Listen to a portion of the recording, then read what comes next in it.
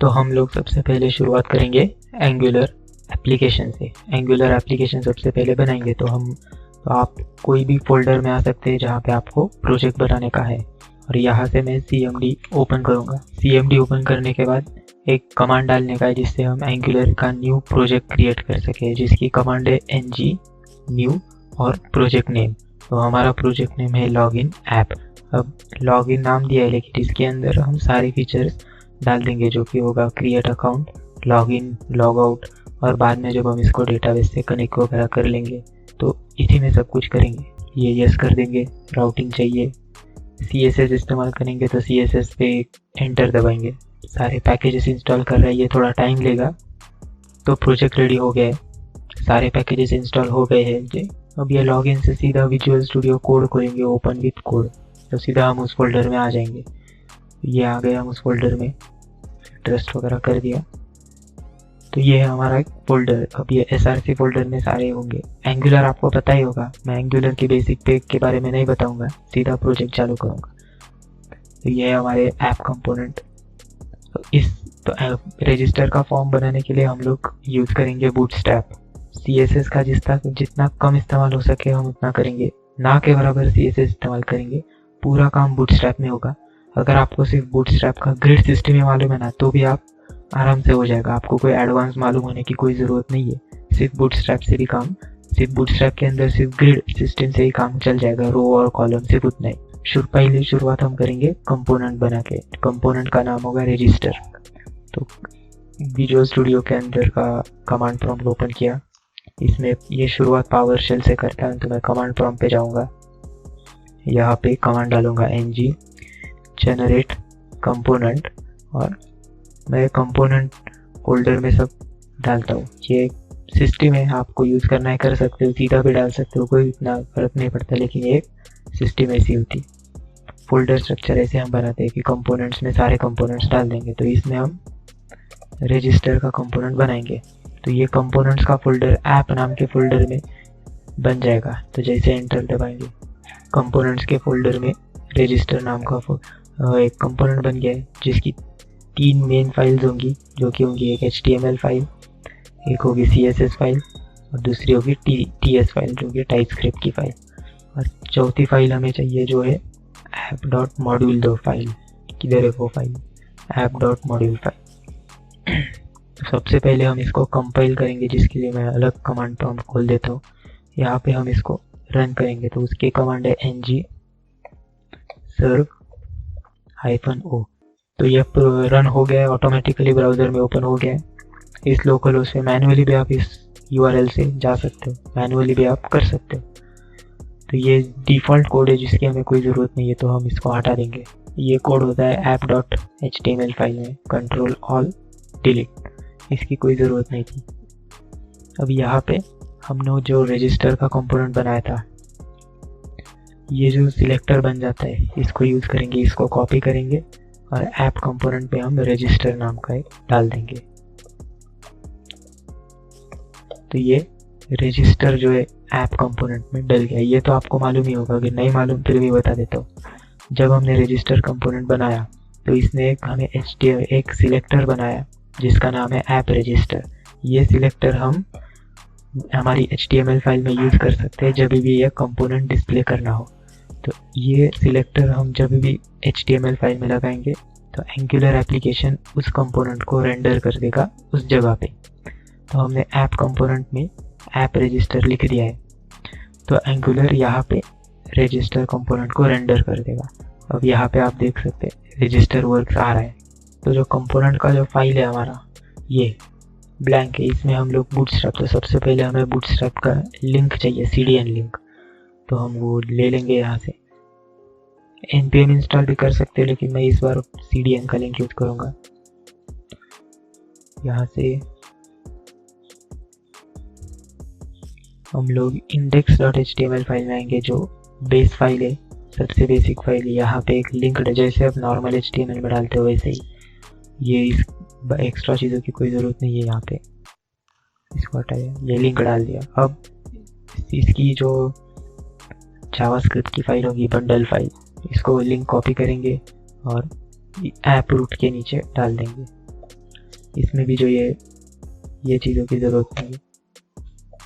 ये तो इधर हमारा बूटस्ट्रैप इंस्टॉल हो गया है, लिंक डाल दिया हमने सिर्फ। ये देखिए फॉन्ट चेंज हो गया, पहले एक अलग फॉन्ट था, अभी अलग फॉन्ट है, यानी कि बूटस्ट्रैप काम कर रहा है। तो सबसे पहले हम आए हैं app.component.html में। ये जो फाइल है ये सबसे रूट फाइल है। इसमें हम एक बूटस्ट्रैप का एक लेआउट अच्छा दिखने से कंटेनर नाम का एक डिवीजन बनाएंगे। कंटेनर जो ये बूटस्ट्रैप की क्लास है, ये मालूम ही होगा आपको ये सब, और इसके अंदर ये डाल देंगे जिससे कि ये रिस्पॉन्सिव बन गया वेबसाइट। जो भी होगा ये कंटेनर के अंदर हो जाएगा। तो app.component का इतना ही काम था, हो गया। इसके बाद इसकी ज़रूरत नहीं, index की भी ज़रूरत नहीं। अब हम HTML में कोड लिखना चालू कर देंगे। तो सबसे पहले हम लोग एक फॉर्म बनाएंगे जो कि हमें डिस्प्ले करने का है फॉर्म टैग से। एक्शन की ज़रूरत नहीं है, हम एंगुलर में एक्शन की कोई ज़रूरत नहीं है। फॉर्म बना दिया। अब फॉर्म के अंदर हम लोग एक इस फॉर्म का स्ट्रक्चर बनाएंगे। हमारा जो स्ट्रक्चर होगा वो कुछ इस तरीके से होगा। इस तरीके का हमारा फॉर्म होने वाला है। ये जो फॉर्म है इसमें आप देख सकते हैं शुरुआत में रजिस्टर लिखा है, उसके बाद एक सेक्शन है जो फर्स्ट नेम और लास्ट नेम डिस्प्ले करता है, फिर ईमेल एड्रेस जो कि पूरा 100% विड्थ है इसकी, फिर मोबाइल नंबर, जेंडर और पासवर्ड, रिपीट पासवर्ड और सबमिट बटन। तो इसको हम ये बनाने के लिए हम लोग बूटस्ट्रैप का एक ग्रिड सिस्टम यूज़ करेंगे। तो ग्रिड सिस्टम में रो और कॉलम हम बना देते हैं। तो रो में यहाँ पे रजिस्टर के लिए एक रो बनेगी, फिर फर्स्ट नेम लास्ट नेम के लिए एक रो बनेगी, ईमेल एड्रेस के लिए एक रो, मोबाइल नंबर के लिए एक रो पूरी, जेंडर और ये सब, और फिर पासवर्ड के लिए ये एक रो, और सबमिट के लिए। ऐसा करके कुल 6 रो बना देंगे हम। 6 रो में से जो पहली रो होगी इसके अंदर तो एक ही कॉलम होगा, पर जो दूसरी रो होगी उसमें 2 कॉलम होंगे। ये फॉर्म हमने बना दिया है। अब इसके अंदर हम लोग सबसे पहली रो बनाएंगे।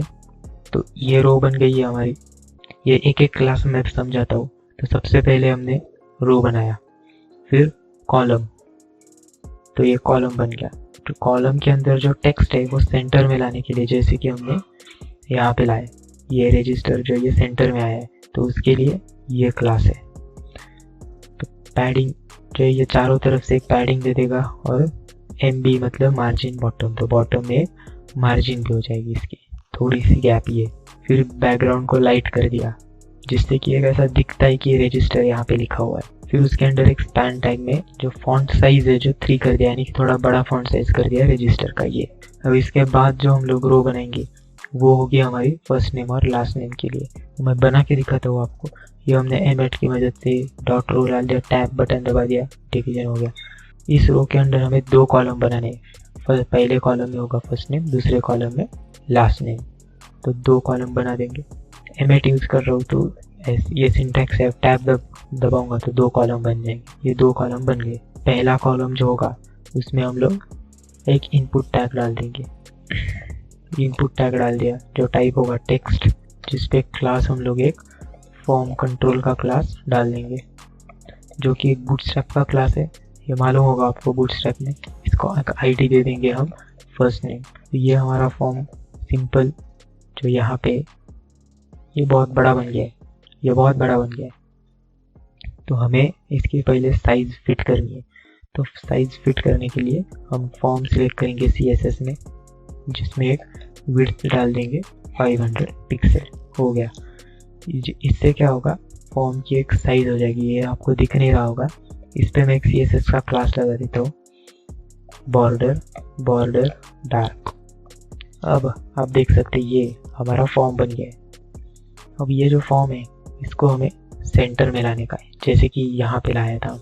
सेंटर में लाने के लिए पहले हमें जो जिस कंटेनर में ये फॉर्म है उस कंटेनर को फ्लेक्स बनाना पड़ेगा और उसके अंदर ये सेंटर में ला जाएंगे। तो सबसे पहले खोलेंगे app.component.css, उसमें हम लोग ये वाला कोड डाल देंगे। आप देख सकते हैं ये कोड, जिसकी हाइट हमने 100 विड्थ रख दी है, यानी कि जितनी व्यू पोर्ट की हाइट है उतनी height. Display flex, justify content centre, align item centre, मतलब कंटेनर के अंदर जो भी आइटम होगा, इस केस में सिर्फ फॉर्म ही है, इसके लिए वो सेंटर में आ जाएगा। ये देखिए फॉर्म जो है वो सेंटर में आ गया। अभी ये दिखने में एकदम ख़राब दिख रहा है क्योंकि ये बूटस्ट्रैप का एक डिफ़ॉल्ट मार्जिन रहता है जिसे गटर बोलते हैं। ये रोज़ में आएंगे और G0, इससे क्या होगा कि वो जो डिफ़ॉल्ट पैडिंग मार्जिन जो भी वो देता है वो हट जाएगा। ये हट गया, बराबर इसके अंडर आ गया। तो ये बॉर्डर रहने देता हूँ ताकि समझने में आसानी होगी। तो यहाँ पे हमने एक डिफ़ॉल्ट बना दिया है, तो इसको लेबल भी देना पड़ेगा जिससे वो अच्छा दिखेगा। तो लेबल देने के लिए हम लोग आएंगे यहाँ पे, एक लेबल दे देंगे जो कि हमारा लेबल होगा ये फॉर फर्स्ट नेम। फॉर में हम वो लिखते हैं जो यहाँ पे आईडी, इसलिए हमने आईडी दिया था। क्लास फॉर्म लेबल, ये बूटस्ट्रैप का क्लास है जिसमें फर्स्ट नेम लिख दिया है हमने। तो अब क्या होगा कि ये फर्स्ट नेम आ जाएगा और अभी बॉर्डर की वजह से उतना अच्छा नहीं दिख रहा है, जब बॉर्डर हटा देंगे तो अच्छा दिखेगा। दूसरा कॉलम, अब दूसरे कॉलम में होगा लास्ट नेम, ये सेम ही होगा, उतना कुछ ज़्यादा नहीं है, सेम है सब, तो इसीलिए मैं ये होगा। अब लास्ट नेम फॉर सेम है सब, फर्स्ट नेम की जगह पे लास्ट नेम लिख दिया। Type text class form control ID last name.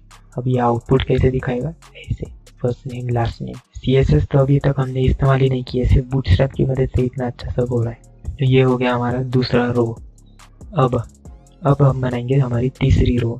तीसरी रो में हम लोग ईमेल डालेंगे। ईमेल के लिए एक ब्लॉक है जिसके अंदर एक कॉलम बनाएंगे हम, जो कि ये होगा एक कॉलम, और ये है MB3, यानी कि इसके नीचे जो मार्जिन है वो डाल देंगे हम। अब ये क्यों डालेंगे ये हम बताता हूँ आउटपुट में। तो यहाँ पे हमने फॉर ईमेल लिखा है, सेम है इसलिए मैं कॉपी कर रहा हूँ, ज़्यादा कुछ लिखने में टाइम ज़्यादा जाएगा, वीडियो लंबी हो जाएगी। तो टाइप इक्वल टू टेक्स्ट है, फॉर इक्वल टू ईमेल, क्योंकि हम ईमेल डाल रहे हैं, वैलिडेशन के लिए यूज़ होगा। ईमेल एड्रेस डाल दिया, input type equal to email, और ये सब इसकी अभी तक ज़रूरत नहीं है हमें, ये बाद में समझाऊंगा मैं क्यों डालने का है। ये हमने बना दिया पहला कॉलम। अब आउटपुट जो दिख रहा है वो इस तरीके से दिख रहा है, अच्छा दिख रहा है, इतना भी बुरा नहीं। ये देखिए यहाँ पे मार्जिन, अब ये जो चिपका हुआ ऐसा दिख रहा है, ये इसलिए दिख रहा है क्योंकि हमने मार्जिन यहाँ पे डाली नहीं। तो ये सेम मार्जिन हमें यहाँ पे भी डालनी पड़ेगी, मार्जिन दोनों कॉलम को मार्जिन दे। अब देखिए बराबर गैप आ गया।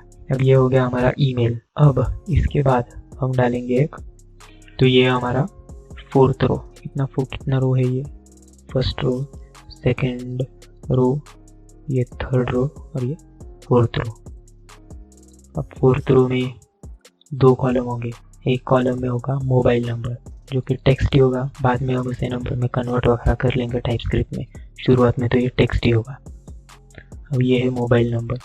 मोबाइल नंबर लिख दिया, फॉर्म कंट्रोल का क्लास दिया। ये फॉर्म टेक्स्ट जो ये एक एक्स्ट्रा टेक्स्ट है जो बाद में हम यूज़ करेंगे डिस्प्ले करने के लिए, कोई एरर वगैरह आई तो। अब दूसरे कॉलम में हमने ये पहले आउटपुट दिखा था, ये देखिए मोबाइल नंबर। अब ये जो जेंडर है इसको दिखाने के लिए कोई हमारे पास ऐसा क्लास नहीं था जो अरेंज कर दे हम इसको इस लाइन में बराबर, इसलिए हमने ये पैडिंग वगैरह दिया। तो शुरुआत में पैडिंग ये हटा करके दिखाता हूँ आपको, पैडिंग स्टार्ट 3 थी और ये जो ऐसा लाइन में नहीं आ रहा था इसके लिए मैंने पैडिंग दिया, जो कि तो नहीं दिया तो भी चलेगा, ऐसा कुछ कंपलसरी नहीं है, लेकिन अच्छा दिखता दिया। तो डिवीजन बनाया है जिसमें जेंडर लिखा है, ये यहाँ पे जेंडर है, टाइटल दिया है। फिर ये बूटस्ट्रैप के क्लासेस है जो होगा फॉर्म चेक इनलाइन। इनलाइन इसलिए क्योंकि ये एक के बाद एक आ रहा है, अगर इनलाइन नहीं लिखा तो मेल के नीचे फीमेल आएगा, हमें एक के आगे एक चाहिए। तो पहले दिया फॉर्म चेक इनलाइन, उसके अंदर इनपुट टाइप रेडियो बटन था क्योंकि दोनों एक साथ चेक नहीं होने चाहिए, जिसको एक फॉर्म चेक इनपुट दिया, वैल्यू M दे दिया और ID मेल रख दिया, ID और इसका टाइप ये ID और इसका फॉर सेम होना चाहिए। तो नीचे भी सेम है, फीमेल के लिए वैल्यू F हो जाएगी, सब कुछ सेम है और कुछ है नहीं इसमें। तो यहाँ पे जो मार्जिन बॉटम था ये लिख देता हूँ। ये हमारी 5th रो, इसमें भी वही है रो जिसमें दो कॉलम, पहला कॉलम है हमारा पासवर्ड के लिए, दूसरा कॉलम है रिपीट पासवर्ड के लिए। तो ये आउटपुट में दिखेगा कुछ ऐसे, सेम है फर्स्ट नेम लास्ट नेम जैसा, और कुछ फर्क नहीं, सिर्फ टाइप जो है पासवर्ड है और कुछ है नहीं इसमें, सिंपल। अब जो 6th रो आएंगी लास्ट रो, उसमें हम सबमिट बटन डाल देंगे, तो वो कुछ ऐसे दिखेगा। पहले तो कॉलम, अब ये जो है ये यहाँ पे देखिए, ये जो डिवीजन है बटन सबमिट, ये बराबर इसके सेंटर में आ रहा है। ये सेंटर में इसलिए आ रहा है क्योंकि हमने यहाँ पे ये क्लास दी है। टोटल 12 कॉलम होते हैं और हमें सेंटर में लाने का है, तो हमने कॉलम की जो विड्थ है वो 6 सेट कर दी, और यानी कि वो 12 कॉलम के 3 कॉलम लेफ्ट में आएगा, 3 कॉलम राइट में, और ऑफसेट जो है 3 दे दिया। इसकी वजह से यहाँ पे जो है वो 3 कॉलम आ गए और ये 6 कॉलम बराबर मिडल में आ गया। आप इमेजिन करके देख सकते हैं, आपको समझ में आ जाएगा। अब ये जो डिस्प्ले ग्रिड है ये इसलिए किया है क्योंकि आप बूटस्ट्रैप में एक ब्लॉक बटन नाम का कंसेप्ट होता है। बटन तो बना दिया, लेकिन पेरेंट क्लास जो है ये इसके विड्थ के 100% बराबर हो जाएगा। नहीं दिया तो ये नॉर्मल रहेगा। अगर हम हटाएंगे ये देखिए छोटा हो रहा है, यानी कि जो डिफ़ॉल्ट विड्थ है बटन की उतनी, लेकिन हमें चाहिए पूरा विड्थ कॉलम 6, तो इसके लिए डिस्प्ले ग्रिड की मदद से हो रहा है। ये जो कोड है पूरा बूटस्ट्रैप की वेबसाइट पे अवेलेबल है, उधर से ही लिया है मैंने, आप भी ले सकते हैं लेने का है। तो ये हमारे 6 रोज बन गए। अब जो बॉर्डर लगाई थी मैंने, वो बॉर्डर लेता हूँ मैं, हटा देता हूँ। बॉर्डर जो डार्क हुई थी वो हटा देता हूँ और लाइट बॉर्डर रहने देता हूँ। लेकिन ये जो बॉर्डर है ये खराब दिख रहा है, इतना अच्छा नहीं दिख रहा क्योंकि ये चिपक के, तो इसके लिए हमें पैडिंग देनी पड़ेगी। जो हम देंगे पैडिंग कितनी देंगे, 3 की दे देंगे। अब देखिए, अब अच्छा लग रहा है पहले जैसा। ये देखिए उतना ही है, कुछ फर्क नहीं है। ये बॉर्डर पैडिंग दे दी। अब ये बॉर्डर जो है ये इसको राउंडेड दिखाना देंगे तो थोड़ा सा अच्छा दिख जाएगा। यहाँ पे आपको दिख रहा है कि नहीं मालूम, लेकिन जो बॉर्डर है वो राउंडेड हो गया अभी। तो अभी देखिए ये फॉर्म जो एकदम सिंपल फॉर्म बन गया है, लेकिन दिखने में इतना अच्छा है। हमने CSS का इस्तेमाल किया ही नहीं है, सिर्फ एक बार यूज़ किया है, वो भी सिर्फ ये विड्थ डालने के लिए। इतना ही 1 लाइन का CSS है बस, बाकी सारा का सारा बूटस्ट्रैप ने किया है। अब हम लोग आ गए हैं टाइपस्क्रिप्ट की फाइल पे। टाइपस्क्रिप्ट की फाइल, अब ये जो फॉर्म बन रहा है हम रिएक्टिव फॉर्म्स बना रहे हैं। एंगुलर के जो फीचर है रिएक्टिव फॉर्म्स का, वो इसको मैं साइड अलग कर देता हूँ ताकि दिखने में आसानी हो। पहले हम लोग यहाँ पे रिएक्टिव फॉर्म्स को यूज़ करने के लिए रिएक्टिव फॉर्म्स मॉड्यूल जो है वो ऐड करना पड़ेगा ऐप मॉड्यूल में। तो हम लोग यहाँ पे आके इंपोर्ट्स के सेक्शन में रिएक्टिव फॉर्म्स मॉड्यूल ऐड कर देंगे। ये आगे ये ऑटोमेटिक इंपोर्ट भी हो गया है यहाँ पे। अब हम हमारे एप्लीकेशन में रिएक्टिव फॉर्म्स को यूज़ कर सकते हैं। तो रिएक्टिव फॉर्म्स काम कैसे करते हैं, हम लोग टाइपस्क्रिप्ट में एक वर्चुअल फॉर्म बना देंगे जिसमें वो सारे इनपुट्स होंगे जो हमने HTML में बना दिए, जैसे फर्स्ट नेम लास्ट नेम, ताकि जो बैकएंड से डेटा आएगा या फ्रंट एंड से बैकएंड में भेजना होगा वो सबसे पहले हम इधर स्टोर करेंगे टाइपस्क्रिप्ट में, और फिर उसके ऊपर जो भी फंक्शन एक्शंस देने हो वो कर लेंगे। गेट मेथड से सेंड करना है, पोस्ट मेथड से, जो भी आपको करना है आप वहाँ से कर सकते हैं। तो हमें पहले यहाँ पे एक फॉर्म बनाने का है जो कि पूरा टाइपस्क्रिप्ट में होगा। उसे HTML के फॉर्म से कनेक्ट करना पड़ेगा डेटा बाइंडिंग का यूज़ करके। वो भी मैं बताऊंगा कैसे कनेक्ट करने का। एकदम सिंपल है, कोई इतना मुश्किल नहीं। तो उसके लिए सबसे पहले वेरिएबल बनाएंगे रजिस्टर फॉर्म। अब रजिस्टर फॉर्म में एक न्यू ऑब्जेक्ट बना देंगे, किसका, फॉर्म कंट्रोल का, फॉर्म ग्रुप का। फॉर्म ग्रुप एक क्लास है CSS एंगुलर में जो एक ग्रुप ऑफ इनपुट एलिमेंट्स को रिप्रेजेंट करेगी। यानी कि कोई भी फॉर्म जब हम बनाते हैं तो उसमें इनपुट एलिमेंट्स होते हैं, जैसे कि एक टेक्स्ट का इनपुट एलिमेंट, ईमेल का इनपुट एलिमेंट, रेडियो बटन का। अगर ये सारे एलिमेंट्स रिलेटेड है, इस केस में ये सारे रजिस्टर फॉर्म के तो रिलेटेड है, तो उसके लिए न्यू ग्रुप बनाएंगे। अब इस ग्रुप में एक ऑब्जेक्ट सेंड करेंगे जिसके अंदर हम सारे एलिमेंट्स को डिक्लेयर कर देंगे जो इस ग्रुप में आएंगे। तो सबसे पहले हमने बनाया था फर्स्ट नेम, तो हम वहाँ पे लिख देते हैं फर्स्ट नेम। इसको हम बनाएंगे न्यू फॉर्म कंट्रोल, और ब्रैकेट में जो पैरामीटर होगा वो इनिशियल वैल्यू सेंड होगी, यहाँ पे होगी ब्लैंक। अब इसके जैसे ही सारे बाकी के बना देंगे हम लोग कुछ ऐसे। तो हमने लास्ट नेम बना दिया, ऐसे में कुछ नहीं है। ईमेल, मोबाइल नंबर के लिए, फिर जेंडर। अब जेंडर जो है वो 2 रेडियो बटन है, लेकिन रेडियो बटन एक वक्त में एक ही सिलेक्ट हो सकता है। इसके लिए कंट्रोल जो है वो भी एक ही बनेगा। और इसकी जो है इनिशियल वैल्यू अगर हमें ऑलरेडी एक सिलेक्टेड ही करना है तो यहाँ पे हम वैल्यू डाल सकते हैं। वो वैल्यू डालेंगे जो यहाँ पे लिखी थी m। अगर m इधर डाल देंगे तो वो ऑटोमेटिक सिलेक्ट हो जाएगा, लेकिन हमें वो नहीं चाहिए। pwd का मतलब पासवर्ड और rpwd का मतलब रिपीट पासवर्ड।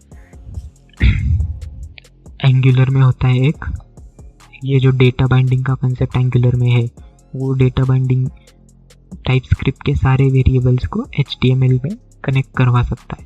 तो सबसे पहले ये जो ग्रुप बनाया है इसको कनेक्ट करना पड़ेगा। अब कनेक्ट करेंगे हम एक डायरेक्टिव से जिसका नाम है फॉर्म ग्रुप।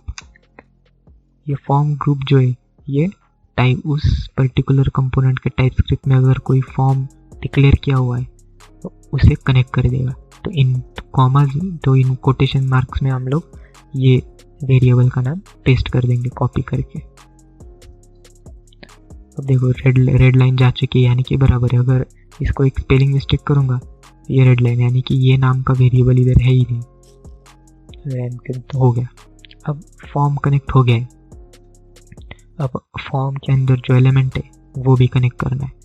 तो उसके लिए एक एट्रीब्यूट देना पड़ेगा हमको उन सारे एलिमेंट्स पे जो यहाँ पे लिखा है। अब यहाँ पे हम एक एट्रीब्यूट डाल देंगे फॉर्म कंट्रोल नेम, ये एट्रीब्यूट। इसको इक्वल टू करेंगे, इसमें वो नाम डालेंगे जो यहाँ पे किया है। स्पेलिंग मिस्टेक नहीं होनी चाहिए, सेम नाम। ऐसा हम सबको करेंगे। तो हमने सारी जगह पे ऐड कर दिया है फॉर्म कंट्रोल नेम। यहाँ पे फॉर्म कंट्रोल नेम pwd, यहाँ पे जेंडर और यहाँ पे फॉर्म ईमेल को भी कर दिया सब। तो हमने ऐड कर दिया है form control name. Form control name में ये अब सारे फॉर्म कनेक्ट हो गए। अब आउटपुट देखेंगे तो कुछ चेंज हुआ नहीं है उतना, लेकिन अगर यहाँ पे हम इनिशियल वैल्यू दे देंगे तो मैंने यहाँ पे एज इनिशियल वैल्यू दी है तो ये देखिए ऑटोमेटिक आ गया। मैंने ऐड नहीं किया फिर भी कि इनिशियल वैल्यू थी। अब ये जो जेंडर है यहाँ पे मैं वैल्यू दूंगा m, तो ये प्री सिलेक्ट हो जाएगा। मैंने सिलेक्ट नहीं किया, ऑलरेडी हो गया, लेकिन हमें कोई डिफ़ॉल्ट वैल्यू नहीं चाहिए, ब्लैंक ही रहने देंगे। अब ये फॉर्म हम सबमिट करेंगे तो डेटा किधर जाएगा? तो सबमिट करने के बाद एक फंक्शन होना चाहिए यहाँ पे जिसका नाम होगा फॉर रजिस्टर सबमिटेड।